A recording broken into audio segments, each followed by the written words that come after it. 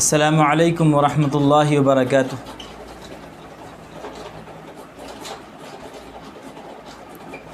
سب سے پہلے تو میں آپ سب کا جامعۃ الانصار للمسلمین اسلامک انسٹیٹیوٹ میں دل کی گہرائیوں سے استقبال کرتا ہوں۔ مجھے اس بات کی بہت خوشی ہے کہ اللہ تعالی نے آپ کو اپنا کلام مقدس قرآن کریم سیکھنے کی توفیق بخشی۔ ہم نے اپنی طرف سے ان حالات کے پیش نظر جو کوشش کرنی چاہیے تھی وہ کوشش ہم نے آپ کی خدمت میں پیش کی اور قرآن کریم سیکھنے کی درخواست پیش کی، اور پھر آپ نے اس درخواست کو قبول کیا۔ اس میں میرا اور آپ کا کمال بالکل بھی نہیں ہے، یقیناً اس میں اللہ رب العزت کا کمال ہے۔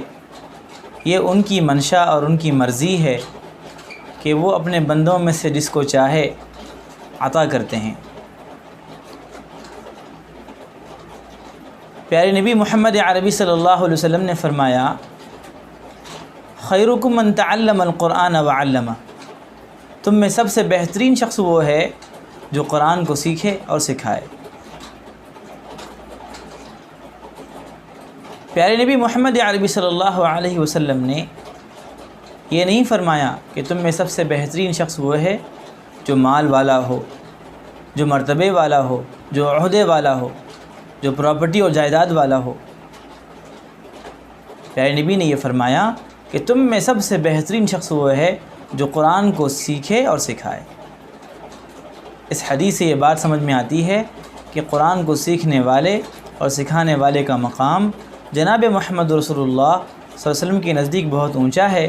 جب پیارے نبی اور پیارے آقا کے نزدیک اونچا ہے تو اللہ رب العزت کے نزدیک بھی ہمارا مقام، سیکھنے والے اور سکھانے والوں کا مقام بہت اونچا ہے۔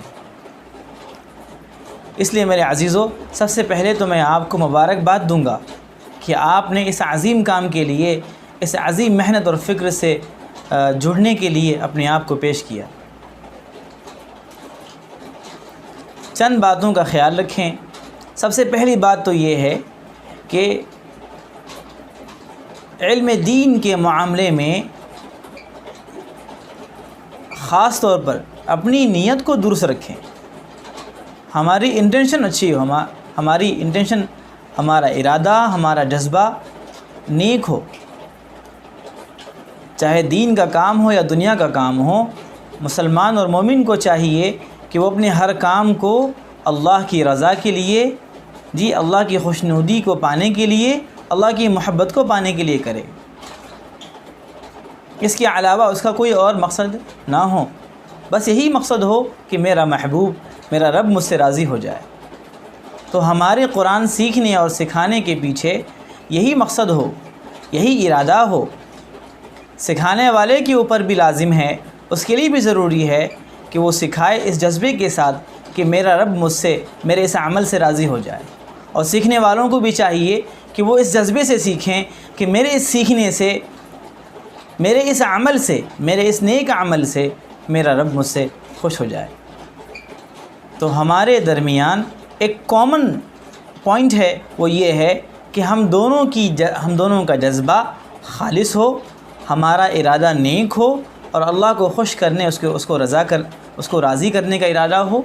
تو اگر ہم اس ارادے سے شروع کرتے ہیں اس محنت کو، اس فکر کو، تو مجھے اللہ کی ذات سے امید ہے کہ جیسے شروعات کرنے والی ذات اللہ کی ہے، اس کو اختتام تک بھی پہنچانے والی ذات بھی اللہ کی ہے۔ تو جس محبت اور جس جذبے کے ساتھ ہم شروع کر رہے ہیں اس محنت کو، اللہ تعالیٰ سے دعا ہے کہ اسی محبت کے ساتھ، اسی جذبے اور جستجو کے ساتھ ہمیں اختتام تک پہنچائے۔ پہلی بات تو یہ۔ دوسری بات یہ کہ دین کے علم کے معاملے میں حیا اور شرم بالکل بھی ناپسندیدہ ہے۔